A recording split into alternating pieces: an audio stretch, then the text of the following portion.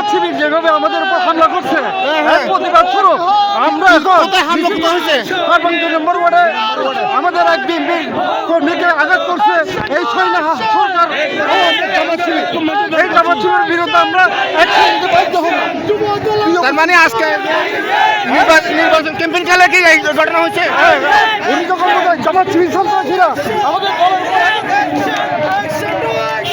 আচ্ছা, আপনি একটু বলেন তো কি হয়েছে বিষয়টা, কি হয়েছে একটু বলেন তো। এখন এই মিছিলটা কিসের? এই মিছিলে জামাতের লোক আমাদের লোকের উপর হামলা চালাচ্ছে। কার উপর হামলা চালাইছে? আমাদের এলাকার উপরে।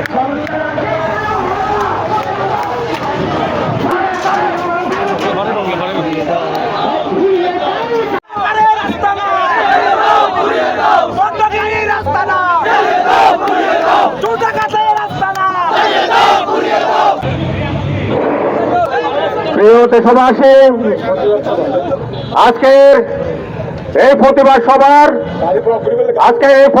হলো আগামী জাতীয় সংসদ নির্বাচনে আমাদের মনোনীত প্রার্থী, জাতীয়বাদী দলের মনোনীত প্রার্থী, ডানার শীষের মনোনীত প্রার্থীর পক্ষে আমরা যখন নির্বাচনে প্রচারণা যায়, আমাদের অপোজিট পার্টি দাঁড়িপাল্লার প্রার্থী সমর্থনে যারা আছে আমাদের কর্মীর উপর হামলা চালায়।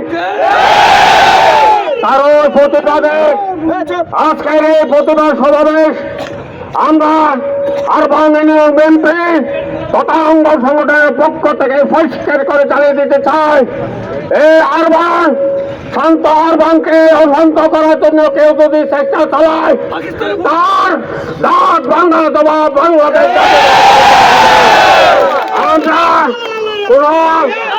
আমরা কোন শান্ত পরিবেশকে অশান্ত করতে চাই না।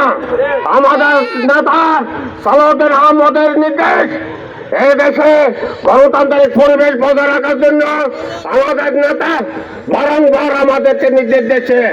আমরা দেখছি একটা সংগঠন, একটা দল আমাদের উপর হুঁচে পড়ে